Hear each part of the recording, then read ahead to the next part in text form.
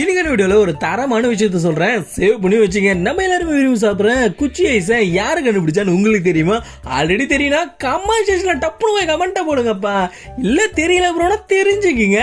அது என்னன்னு சொல்றேன். அது என்னன்னு சொல்றதுக்கு முன்னாடி உங்களுக்கு குச்சி ஐஸ் பிடிக்குன்னா நம்ம சேனலுக்கு ஒரு சப்ஸ்கிரைபர் கொடுத்துருங்க. குச்சி ஐஸ்க்கு சின்ன வயசுல நான் ஃபைட்லாம் பண்ணியிருக்கேன் ப்ரோனா கீழே கமெண்ட் செக்ஷன் சொல்லுங்க.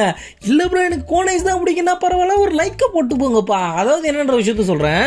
கிட்டத்தட்ட 1905 இந்த வருஷத்துல பாத்தீங்கன்னா 11 வயசு ஒரு சின்ன பையனால தான் பார்த்தீங்கன்னா குச்சி ஐஸ் கண்டுபிடிக்கப்பட்டிருக்கு.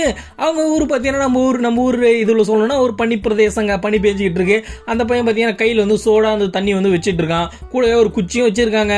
அவன் வந்து விளையாடிட்டு இருந்திருக்கான். விளையாடிட்டு இருக்கும்போது திடீர்னு அம்மா வெளியே போன அடி விழுண்டான்னு சொல்லும் போது அவங்களே போட்டு வந்துட்டுருக்காப்புல.